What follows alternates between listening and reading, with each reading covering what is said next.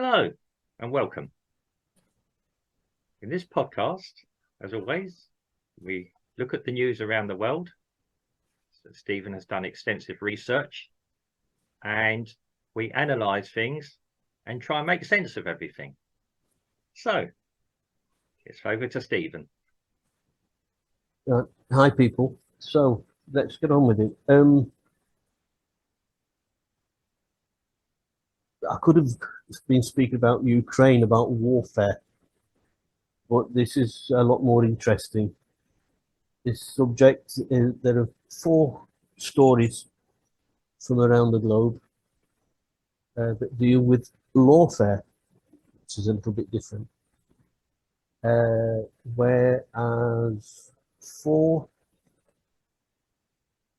politicians have, all of them appear to be populists, have had to face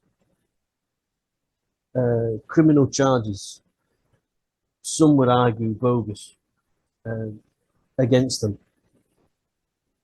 So we go to the first one, which is a little bit close to home for the British people, Boris Johnson, who it was more of an internal judgment about him lying about having the parties, the Partygate, and apparently more recently there was another.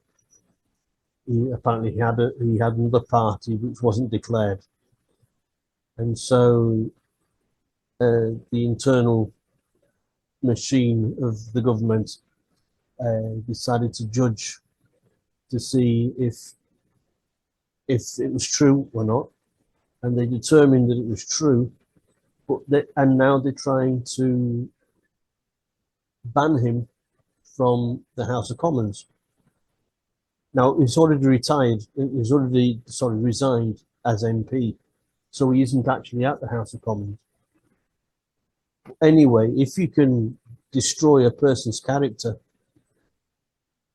it's not very likely that he's going to win the next election. And basically, that's what these lawfare projects, actions try and do, is to try and demoralize the victims, the targets of this lawfare. So in the case of Boris Johnson, it's because he was against the grain. Rishi Sunak, he felt threatened by Johnson, the popularity of Johnson still in British politics. I'm not a Boris Johnson fan. Let me just declare that. In fact, any of the people that I'm going to mention in this discussion, I'm not a particular fan. I'm not rooting for anybody because I'm not a politician, and I try and keep out of it exactly because of the strategies that are being put into the world of politics. It's a very dirty game. It's a very dirty game. And nobody is innocent. Nobody. So just declare that. So, as I said, Boris Johnson, he seems to be, just being Boris Johnson, is seen to be a threat to Rishi Sunak's authority. And this is shown by the recent days of Rishi Sunak trying to play macho man on the British media, and trying to claim claims that are just not true. So, for example, one of the big stories in the UK are the illegal immigrants coming across the English Channel. This story has changed in the wording of illegal immigrants. Not allowed to call them illegal immigrants anymore. They're called small boats. The small boats coming across. You know, they don't call them anymore illegal immigrants. Big story came out about Albanians. 50% of Albanians that made it to the UK were given refugee status, even though Albania is not a country that is in turmoil. I believe it's part of the EU. I'm not sure about that. If it's not, it is very close to be. In fact, it's a very popular holiday destination.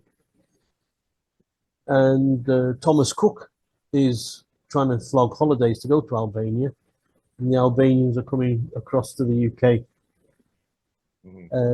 to try and get asylum. And so, like I said, 50% of these asylum claims were granted. And so Rishi Sunak said that recently there's been a drop in small boats coming to the UK. And so our policy seems to be working. But Nigel Farage, a British TV commentator these days, he said, no, it's just because the weather was bad.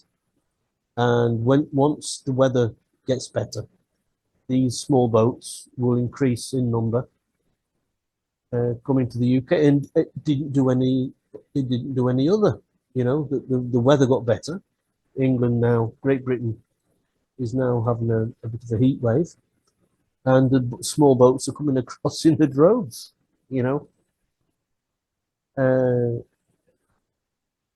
So anyway, and also Rishi Sunak said that he had a chat with Boris Johnson about making a decision, and Rishi Sunak said, I said to Boris, no, because that's the sort of guy I am. Trying to do this macho, showing that he's got control of the situation.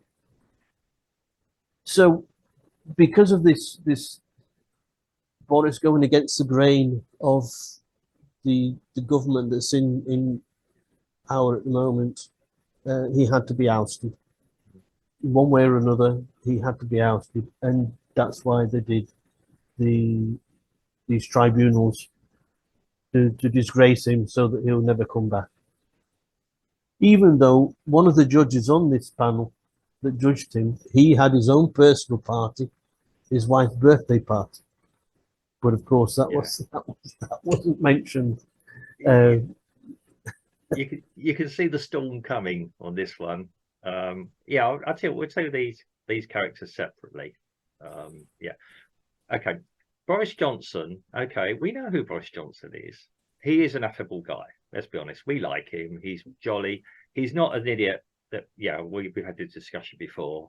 He pretends to be an idiot. He's not. Maybe that's deceitful, but we know that. Okay, anyone with a bit of sense can see through Boris. But he's still a good statesman. He is. People in Brazil know who he is, even if it's because of the crazy hair. They know he's not an idiot. When he speaks, if you actually listen to what he says sometimes, it's very deep on a very shallow level. It sounds shallow, but he can destroy someone in a very friendly way. He's not an idiot. Quite what Boris's agendas are sometimes, okay, open to interpretation. He's a politician, he's a journalist, he's a politician. He was quite a good journalist, although he got himself into trouble a few times. But he does see both sides of the argument. He can come and talk to any of us in the street in probably a way that Rishi Sunak, who looks like a caricature of Gordon Brown, a former British Prime Minister, from where I'm standing, in personality-wise. I'm not suggesting Rishi Sunak is not capable. I don't really know that much about him. Even when I read, I seem to have a lot of conflicts about him. And I don't know. Ultimately, he's probably quite a ruthless person in a very subtle way. Again, I don't know him. We have to take it. Yes, none of them. They're all politicians. To a certain point, we have to not have sympathy for them. They're playing a game. H.G. Wells, famous British author, famous for science fiction. He was a politician at one point, as well as a journalist. Seen a pattern here. He did say, we're actors. We're actors playing a part. We see that in Brazil with, when things are happening, when you see politicians yelling at each other, then the next picture is they're having a bit of a laugh during the recess. That's how it should be, to be quite honest. They shouldn't be mortal enemies. You can disagree on points of ideas, but ultimately we're all human beings. I do think there's an undercurrent of real nastiness at the moment in all this, and that's the side of it I don't like. I don't mind a bit of banter, a little bit of toing and throwing. I think that's healthy debate. This is not debate. Boris Johnson sat next to a cake. Okay. There were people in the UK who missed their relatives' funerals and other things because of it, and that was inhumane. And yes, there's video footage of it, of somebody who's probably doing their job, separating people when people needed comforting, which was immoral, unethical, immoral, whatever else you want to call it, unchristian even. I'm going to be honest. We'll pretend we're a Christian country. That was unchristian. Boris Johnson's who he is. You mentioned Nigel Farage. Nigel Farage hasn't disappeared out of politics. He's now the director of the Reform UK party. Whatever the director is, an advisor director, I don't care what it is. He's very much the person who's deciding policy and what's going the direction of that party's going. With probably Richard Tice. Richard Tice is not an idiot. He's a bit dry. Yeah, he hasn't got much charisma. Yeah. Mind you, enough as Rishi Sunak, Boris Johnson has charisma. Okay, I think Rishi Sunak is the Conservative version of David. What's his name? Cameron? Is it Cameron? No. Oh. David. It's gone out of my head now. The guy who was photographed eating a bacon sandwich. Ooh. Something banned. Yeah. Oh, I'm not Davis. Don't worry about it. Yeah. Anyway, we're on a podcast. But yes, there are. Ultimately, I mean, yes, you need a bit of charisma to get noticed and a bit of intelligence behind it, which Boris has. Again, it's all playing. David Miliband. Oh yeah, David Miliband. Yeah, again, a reasonably intelligent guy, very good at strategy. Not brilliant. No charisma. And maybe you need them in the background somewhere. You need somebody that can sell your product, but somebody who can actually put it together. Okay, they might be honest. I've got no charisma, but I'm talking logic and sense. We're human beings. We don't do logic and sense. We like to be entertained as well. Are you not entertained?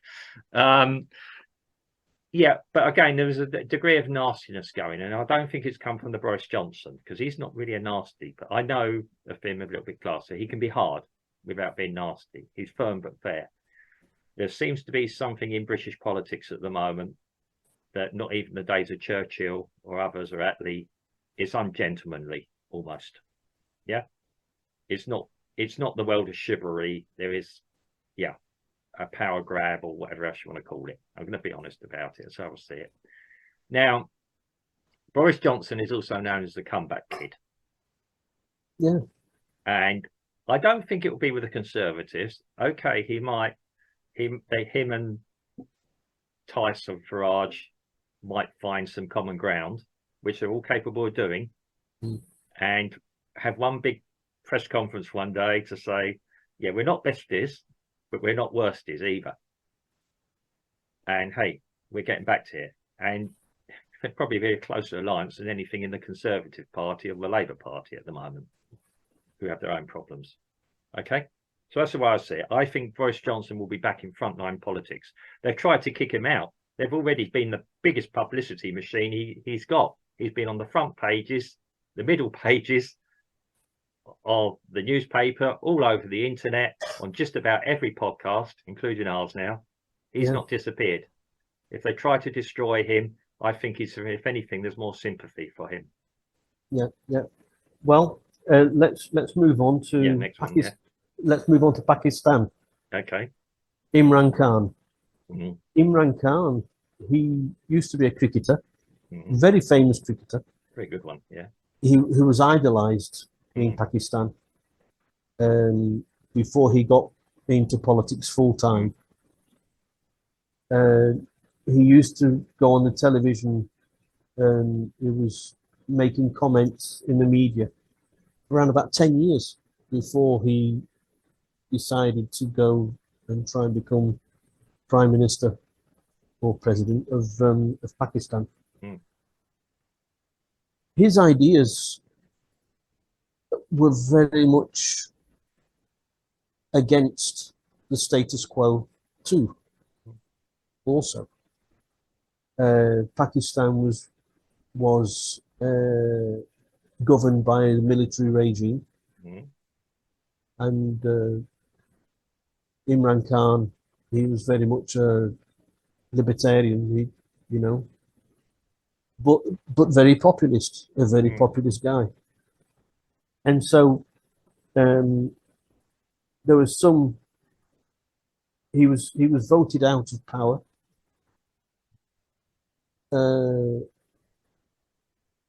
Some said, some people have said, illegally voted out of power. Yeah. Okay. And he's also been sued, they say, for corruption. They want it so that he can never become prime minister or president again. Mm. You know, and all of these names that I'm going to give you, they've all got the same. They've all had the same treatment, more or less. Yeah. So this is Imran Khan. He's still being. The process is still ongoing, and I can't say too much about the process or him because I just don't know. I just know of the case, and I know it's him, and I know what his thoughts are, what his policies are, and who's in power in Pakistan, and why they don't want him to be in power, and that they are trying the best to make it so that he can never become leader of that country ever again. Yeah. I mean, yeah. Sorry. Yeah. Yeah, go on. Yeah. I mean, obviously, I know him from his cricket days. I remember when. Yeah, I'm not a big cricket fan. Funny enough, although I might be English, but it doesn't make me ultimately a cricket fan. Me I like neither. the Ashes. I like the Ashes coming up, the Australians and the English. But I do know these names. Very good cricketer, intelligent guy. I mean, he did get involved.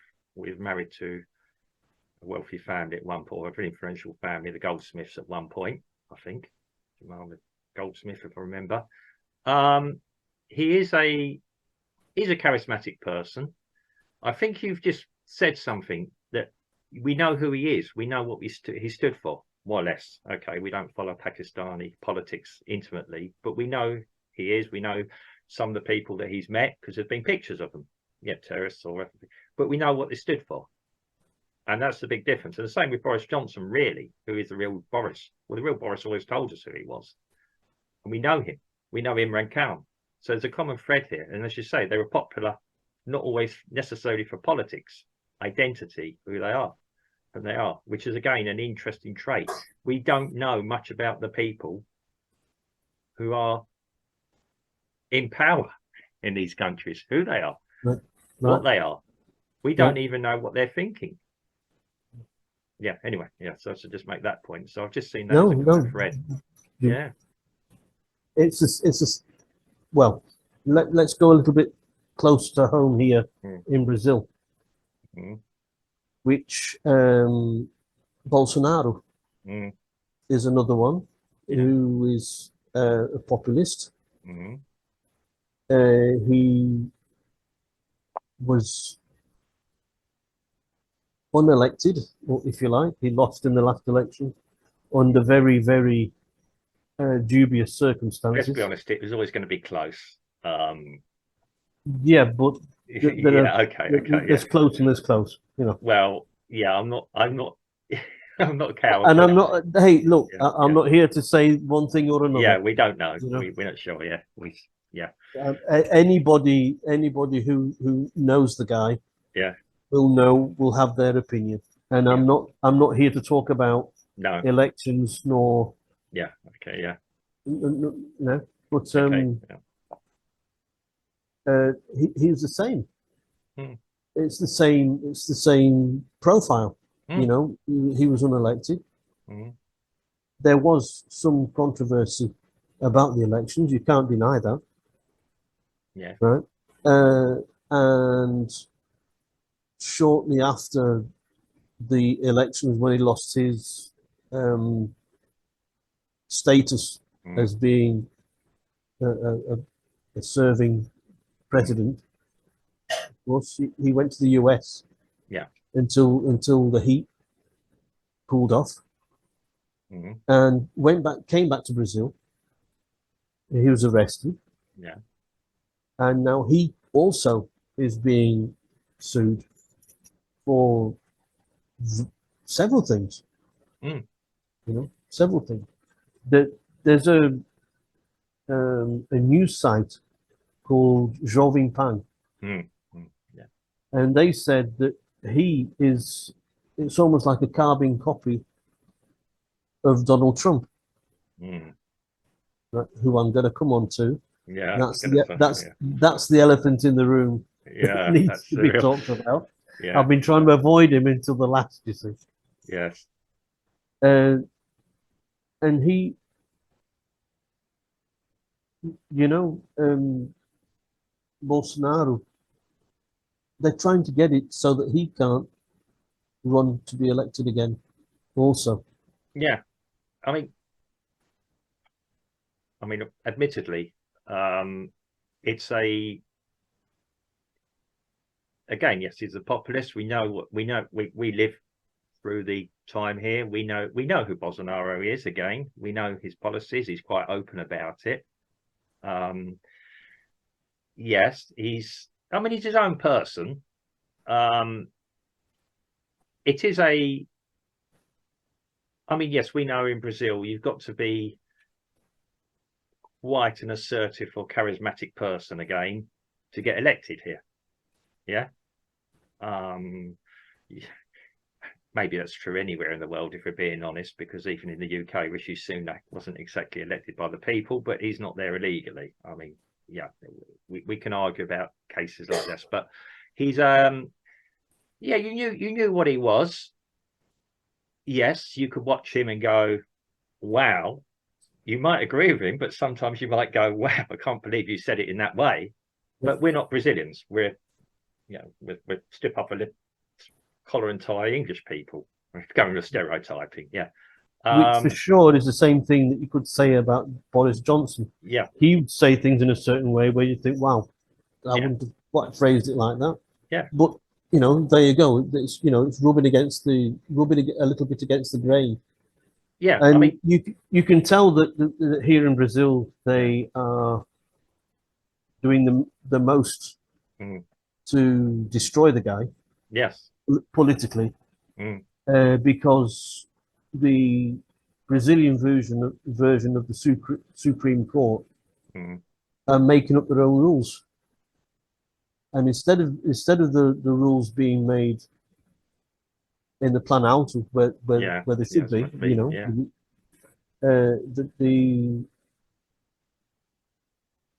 the Brazilian judges are basically, especially one who Yeah. shall remain nameless. Yeah. No, I don't want to. Yeah. Let's not get him on the Right? Yeah. I don't want to get involved in that part of Yeah. it. Yeah. But we know You know. that they are making up the rules as they go along Yeah. to try and destroy the guy politically.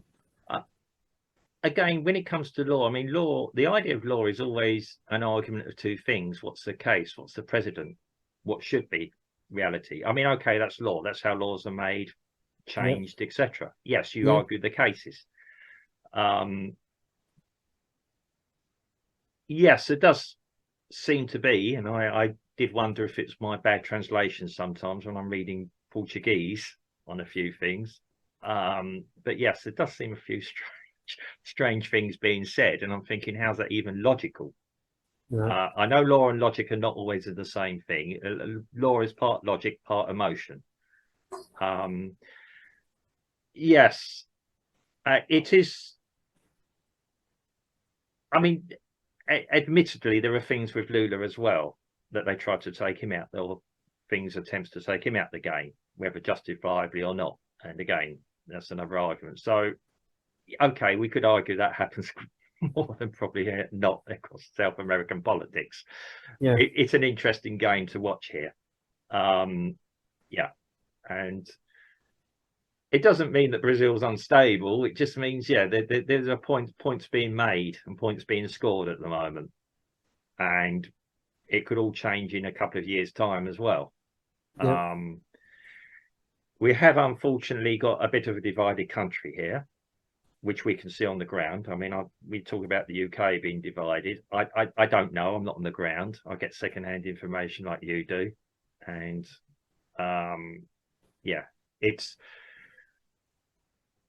I always said in the debate I saw before the elections, the nicest thing or best thing could happen for Brazil would have been Lula and Bolsonaro shook hands and said, let's work together and make Brazil great between us. Because quite frankly, it's a 50-50 split.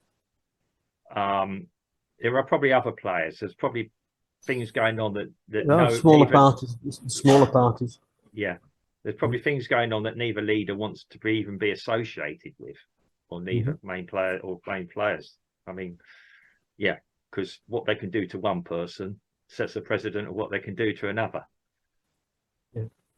And yeah, anyway, okay. So let's move on because time is running. Yeah. To probably the most famous of them all, which is Donald Trump, who recently. He lost his mandate in an election also controversial. Leaves it at that. And since he has actually during his tenure as president, there have been a lot of things happening that only are being revealed recently. A lot of illegal things happening, trying to implicate him in things during the 4 years he was in power, that only recently have been revealed. Yeah. But let's move on, because he's apparently had an awful lot of cases brought against him in the justice. The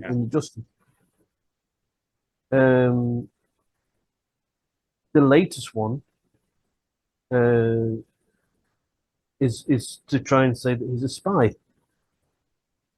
In this cluster of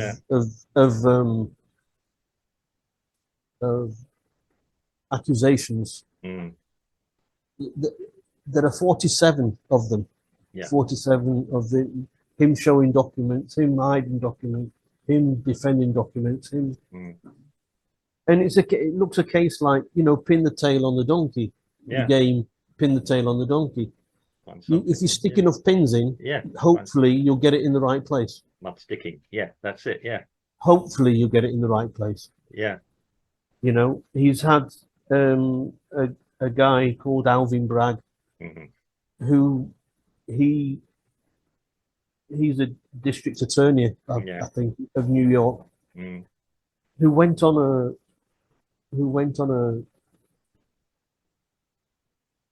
he gave a press briefing, a press briefing, and the press asked him, what are you suing Donald Trump for?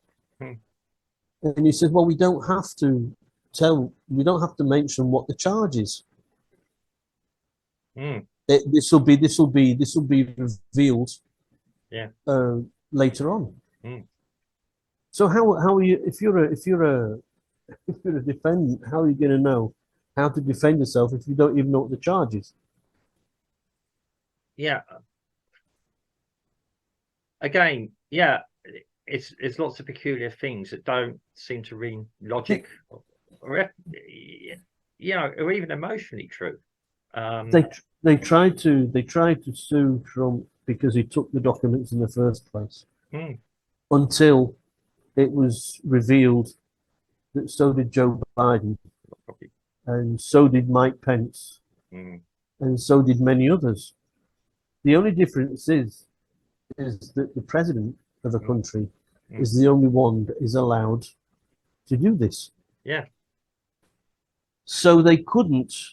That's why recently these 47 mm, accusations were changed from him taking the documents in the first place mm, to him being this, what he did with the documents. They yeah, concentrated on trying to accuse him of doing things with the documents that was illegal.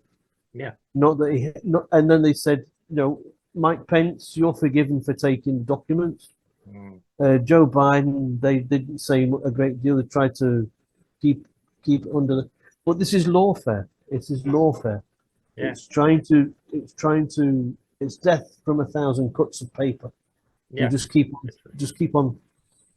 There's a project called 65, Project 65. You can Google it, mm, and it's an organization that has received millions and millions of dollars mm, from the left, yeah, and their object is to create problems mm, for Trump's lawyers.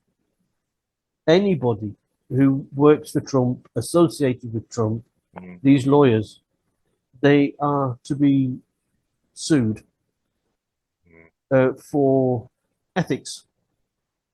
And so far, if the accusation is true or not, that is not important. The yeah, important thing is that the lawyers will have to respond to their local bar. A bar is the yeah, where you yeah, get your license yeah, to become a lawyer in the certain in all the states, different states, and it's a very expensive and lengthy mm, process, which takes up all your time. And mm, this organization is trying to get all the lawyers to not think, even think about going to serve exactly, yeah, on the Trump team, you know. And they have, like I said, they have 77 ethics complaints going on mm, just just to make the lawyers spend their money yeah, in legal fees mm, and their time yeah, in trying to defend themselves, mm, you know. And that is lawfare. That's like the artillery. That's like at the front lines. this, yeah, this where they're saying if you do that, and it's really really clear. mm, They even admit what they're doing. of course. Um, it's well, we can draw comparisons, and yeah, yeah. Unfortunately, I've got suspicions where it all might just end. I'm not going to say them here at the moment Yeah. because, yeah, it's not. We haven't got time to go into it really, but it's a again, it's all divisory. Um, it's all wasting our time as well.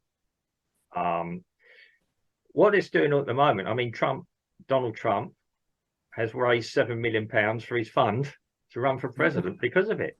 As again, the sympathies come in, a bit like Boris Johnson. I don't know about Imran Khan. A little bit like probably Bolsonaro in Brazil. He's certainly galvanizing his base, which is probably 48% of the population in Brazil. Mm. Yeah, yeah. It depends who they are, and depends where his base are as the people that could actually do something. Mhm. I don't know. I'm not even going to speculate, but yeah, The same could be said for Imran Khan, yeah, who's very charismatic, and yeah, he had an awful lot of yeah, fans. And Boris Johnson, we heard about the troops rallying yeah, to defend him. yeah. You know, Well, Rishi Sunak is playing a dangerous game there. Who knows what will happen in Pakistan? Um, we don't know about Brazil, what's going on. We don't. When we live here, we see the storm that's going around. We can't. You got to say we read it. We got outlets all over the place. We both look at global. And we look at Juve Pan to try and get a balanced view of what's going on somewhere in between. Although global isn't as leftist as people pretend it is, it does go sometimes. And don't forget, these news outlets are only as good as the information they're getting out of certain places. And there's a big difference between interpretation and artificial news. And when I was a kid, the news was just that, the news. This is what happened. It was a foggy day. That was it. That was your news. They just told you what happened and who died, who didn't, and you know, who crashed the car, who didn't. These days, most of the news channels are not news channels. They're opinion channels. They start to do their opinions. Even Rachel Maddow, who don't know, she's a newscaster.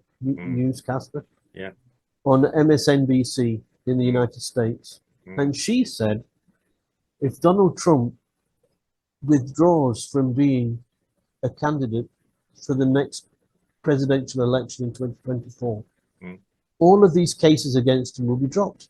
Also, yeah, that is in your face. Well, you can't get any clearer than that. Yeah, I mean, I'm trying to play devil's advocate here and thinking, well, okay, but it's a frightening prospect. I mean, yes, as you said, and you opened it up, if you can blacken somebody's name just by doing this, and it's not new. Again, we can go back to Greek times and Roman times, from what used to go there, and they used to have just slightly different ways to deal with it ultimately as well. But it is a worrying trend that's happening. I think it will eventually sort itself out. I hope. I'm not sure,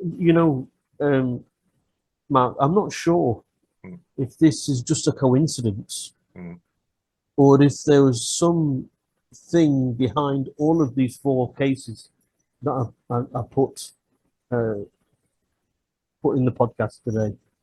If there is something behind, if there's a greater power behind all these governments, it is in unison, that is trying to just stem these troublemakers,